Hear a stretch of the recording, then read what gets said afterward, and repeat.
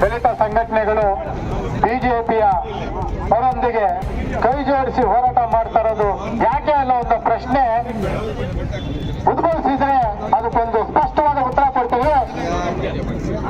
ಈ ದೇಶದಲ್ಲಿ ಬಾಬಾ ಸಾಹೇಬ್ ಅಂಬೇಡ್ಕರ್ ಅವರಿಗೆ ಸಂಬಂಧಪಟ್ಟ ಹಾಗೆ ನಮ್ಮನ್ನ ಬಾಬಾ ಸಾಹೇಬರನ್ನ ಅವಮಾನ ಮಾಡಿದಂತ ಕಾಂಗ್ರೆಸ್ ಪಕ್ಷದ ಬಣ್ಣವನ್ನ ಬಯಲು ಮಾಡಿದರೆ ಹಾಗೆ ನಮ್ಮನ್ನ ಮತ್ತು ಬಿಜೆಪಿ ಪಕ್ಷದ ನಡುವೆ ದೂರವನ್ನ ಬೆಳೆಸಿದಂತ ಸಂದರ್ಭ ಇತ್ತು. ಆದರೆ ನಮ್ಮ ಎಲ್ಲ ನಾಯಕರು ಪಕ್ಷದ ಹೊರಗಡೆ ಹೋದಾಗ ನಾವು ಅದರ ಅವರಿಂದ ತಿಳ್ಕೊಂಡ್ವಿ. ಈಗ ತಾನೇ ಭಾಷಣ ಮಾಡಿದಂತ ನಮ್ಮೆಲ್ಲರ ನೆಚ್ಚಿನ ಹಿರಿಯ ನಾಯಕರು ಆನೇಕಲ್ ನಾಡಸೋಮಣ್ಣವರು ದಲಿತ ಸಂಘಟನೆಗಳ ಹೋರಾಟದ ಹಿನ್ನೆಲೆಯಿಂದ ಬಂದವರು. ಅದೇ ರೀತಿಯಾಗಿ ಇಲ್ಲಿ ನಿಂತಿರ್ತಕ್ಕಂಥ ಮಾಜಿ ಸಂಸದರು ಸಹಿತ ದಲಿತ ಸಂಘಟನೆ ಹಿನ್ನೆಲೆಯಿಂದ ಬಂದಿರತಕ್ಕಂಥವ್ರು, ಹೋರಾಟ ಮಾಡ್ಕೊಂಡು ಬಂದಿರತಕ್ಕಂಥವ್ರು. ಇವರೆಲ್ಲರೂ ಒಳಗಡೆ ಬಂದ ಆದ ಮೇಲೆ ಅದೇ ರೀತಿಯಾಗಿ ಇಲ್ಲಿ ಶಾಸಕರಾದಂತ ಸಂಪಂಗಣ್ಣವರು ಸಮೇತ ದಲಿತ ಸಂಘಟನೆ ಹಿನ್ನೆಲೆಯಿಂದ ಬಂದವರು. ಇಲ್ಲಿ ಅತಿ ಹೆಚ್ಚು ಜನ ಶಾಸಕರಾಗಿರ್ತಕ್ಕಂಥವ್ರು ಎಲ್ಲರೂ ದಲಿತ ಸಂಘಟನೆ ಹಿನ್ನೆಲೆಯಿಂದ ಬಂದವರು. ಯಾಕೆ ಅಂದ್ರೆ ಅವರು ಫಸ್ಟ್ ಒಳಗಡೆ ಹೋಗಿ ನೋಡಿದ್ರು, ಯಾಕೆ ಏನ್ ಸಮಾಧಾನ ಇದರಲ್ಲಿ ಏನೇನಾಗಿದೆ ಅಂತ ನೋಡಿದ್ರೆ ನಮಗೆ ವಿಷಯನೇ ಗೊತ್ತಾಗ್ತಾ ಇರ್ಲಿಲ್ಲ. ಅವ್ರು ನಮ್ಗೆಲ್ಲ ಅರಿವನ್ನು ತುಂಬಿದ್ರು. ಏನಂತಂದ್ರೆ ಬಾಬಾ ಸಾಹೇಬ್ ಅಂಬೇಡ್ಕರ್ ಅವರು ಮರಣ ಹೊಂದಿದಾಗ ಕಾಂಗ್ರೆಸ್ ಸರ್ಕಾರ ಇತ್ತು, ಕೇಂದ್ರ ಸರ್ಕಾರ. ಆವಾಗ ಈ ಭಾರತಕ್ಕೆ ಸಂವಿಧಾನ ಕೊಟ್ಟಂತ ಭಾರತ ರತ್ನ ಬಾಬಾ ಸಾಹೇಬ್ ಅಂಬೇಡ್ಕರ್ ಅವರ ಪಾರ್ಥಿವ ಶರೀರವನ್ನು ಬಾಂಬೆ ತರಲಿಕ್ಕೆ ವಿಮಾನವನ್ನು ಕೊಡ್ಲಿಲ್ಲ. ನಮಗೆ ಇದನ್ನ ಸ್ಮಶಾನದಲ್ಲಿ ಜಾಗ ಇದು ಮಾಡೋದಕ್ಕೆ ಈ ಅನಾಥ ಶವರು ಕೊಡಂತ ಜಾಗದಲ್ಲಿ ಕೊಟ್ಟಿದ್ದಾರೆ.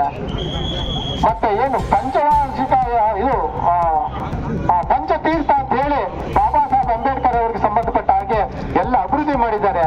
ಹಾಗಾಗಿ ಎಲ್ಲ ವಿಷಯಗಳನ್ನು ನಾನು ಇಲ್ಲಿ ಹೇಳಲಿಕ್ಕೆ ಸಮಯಾವಕಾಶ ಸಾಕಾಗೋದಿಲ್ಲ. ಇವತ್ತು ದಿನ ಇಷ್ಟು ಮಾತ್ರ ಹೇಳಬಲ್ಲೆ.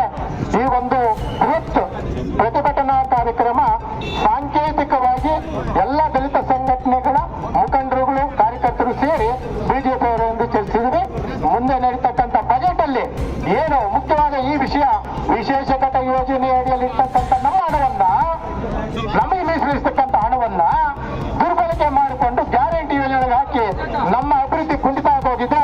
ಈಗ ಒಂದು ತಾಲೂಕಿಗೆ ಒಂದೇ ಬೋರ್ವೆಲ್, ಹಿಂದೆ ಇದ್ದಂತ ನಮಗೆ 100 ಬೋರ್ವೆಲ್ ಬರ್ತಾ ಇತ್ತು. ಈಗ ಒಂದು ತಾಲೂಕು ಒಂದೇ ಬೋರ್ವೆಲ್, ಒಂದೇ ಲೋನ್ ಒಂದು ತಾಲೂಕಿಗೆ. ಅದಕ್ಕೆ ನಮ್ಮ ರಸ್ತೆಗಳಿಲ್ಲ, ಸ್ಕಾಲರ್ಶಿಪ್ಗಳಿಲ್ಲ, ಎಲ್ಲ ನಿಲ್ಸಾಕಿದ್ದಾರೆ. ಆ ಕಾರಣದಿಂದ ಈ ಒಂದು ಪ್ರತಿಭಟನೆ ನಮ್ಮ ವಿಶೇಷ ಘಟಕ ಯೋಜನೆ SCPTSP ಹಣವನ್ನ ದುರ್ಬಳಕೆ ಮಾಡ್ಕೋಬಾರ್ದು. ನಮ್ಮ ಹಣ ನಮಗೆ ಬೇಕು, ಅದು ನಮ್ಮ ಅಭಿವೃದ್ಧಿಗೆ ಮೀಸಲಿಡಬೇಕು. ಬಜೆಟ್ ಅಲ್ಲಿ ಏನಾದ್ರೂ ನೀವು ಮುಂದೆ ಬಜೆಟ್ ಅನ್ವಯಿಸ್ತಾರೆ, ಅದರಲ್ಲಿ ಹೇಳಬೇಕು ಇದರಲ್ಲಿ ಯಾವುದೇ ರೀತಿಯಾದ ತಪ್ಪು ನಡೆಯಲ್ಲ ಅಂತ. ಮತ್ತೆ ಹಿಂದೆ ನಡೆದಿರ್ತಕ್ಕಂಥದ್ದು ಅಟ್ರಾಸಿಟಿ ಕೇಸ್ ಅಧಿಕಾರಿಗಳ ಮೇಲೆ ಹಾಕಬೇಕು. ಯಾಕಂದ್ರೆ ವಿಶೇಷ ಯೋಜನೆಯನ್ನ ಇದು ಮಾಡಿದ್ದಾರೆ. ಆ ಒಂದು ಕಾರಣದಿಂದ ಇದಕ್ಕೆ ಈ ರಾಜ್ಯದ ಮುಖ್ಯಮಂತ್ರಿ ಇದನ್ನ ಡೈವರ್ಟ್ ಮಾಡೋದ್ರಿಂದ ಅಟ್ರಾಸಿಟಿ ಆಕ್ಟ್ ಅವರ ಮೇಲೆ ಅನ್ವಯಿಸುತ್ತೆ. ನಾನು ಒಬ್ಬ ಅಡ್ವೊಕೇಟ್ ಆಗಿ ಹೇಳ್ತಾ ಇದ್ದೀನಿ ಅವ್ರಿಗೆ. ಯಾಕಂದ್ರೆ ನಮ್ಮ ಹಣವನ್ನ ದುರುಪಯೋಗ ಮಾಡಿಸ್ಕೊಂಡು ಹೋದಾಗ ಈ ರೀತಿಯಾಗಿ ಸಿದ್ದರಾಮಯ್ಯನವರು ದುರುಪಯೋಗ ಮಾಡಿಸಿದ್ರೆ ಅವ್ರ ಸರ್ಕಾರ ಅವ್ರ ಮೇಲೆ ಆಗ್ತದೆ. ದಿನೇಶ್ ಗುಂಡೂರಾವ್ ಹೇಳ್ತಾರೆ ಎಲ್ಲರೂ ಗ್ಯಾರಂಟಿಗಳಲ್ಲಿ ಓಡಾಡ್ತಿದ್ರೆ ಅವ್ರು ಕೊಟ್ರೆ ಹಣ ಏನ್ ಮಿಸು ಹಣ ಅವ್ರು ಕೊಟ್ರೆ ಏನು ಅಂತ ಕೇಳ್ತಾರೆ. ಅಂದ್ರೆ ಬಸ್ಗಳಲ್ಲಿ ಓಡಾಡ್ ನಾವೇನಾ? ಎಲ್ಲರೂ ಓಡಾಡ್ತೀವಿ. ಗ್ಯಾರಂಟಿ ಕೊಡೋದಕ್ಕೆ ನಮ್ಗೆ ಅಭ್ಯಂತರ ಬಡವರು ಕೊಡ್ಬೇಕು. ಆದ್ರೆ SC ST ಗೆ ಇರ್ತಕ್ಕಂಥ ಹಣವನ್ನು ಅವರಿಗೆ ಮೀಸಲಿಡಬೇಕು. ಅದರಿಂದ ದಿನೇಶ್ ಗುಂಡೂರಾವ್ ಅವ್ರ ಸಮೇತ ಅಟ್ರಾಸಿಟಿ ಕೇಸ್ ಹಾಕ್ಲಿಕ್ಕೆ ನಾವು ರೆಡಿ ಆಗ್ತೀವಿ. ಮುಂದೆ ಫ್ರೀಡಂ ಪಾರ್ಕ್ ಅಲ್ಲಿ 6ನೇ ತಾರೀಕು ಬೃಹತ್ ಸಮಾವೇಶ ನಡೆಯುತ್ತೆ. ಇನ್ನ ನನ್ನ ದಲಿತ ಸಂಘಟನೆಗಳ ಜೊತೆ ಸೇರಿ ಎಲ್ಲ ರೀತಿಯಲ್ಲಿ ವಿಜೇಂದ್ರ ಅವರ ನೇತೃತ್ವದಲ್ಲಿ ಒಂದು ದೊಡ್ಡ ಕಾರ್ಯಕ್ರಮ ನಡೆಯುತ್ತೆ. ಆ ಕಾರ್ಯಕ್ರಮಕ್ಕೆ ದಲಿತ ಸಂಘಟನೆಗಳು ಇಡೀ ರಾಜ್ಯದಲ್ಲಿ ಮೊನ್ನೆ ಮೀಟಿಂಗ್ ಮಾಡಿದೀವಿ. ಬೃಹತ್ವಾಗ್ತದೆ. 90ರ ದಶಕ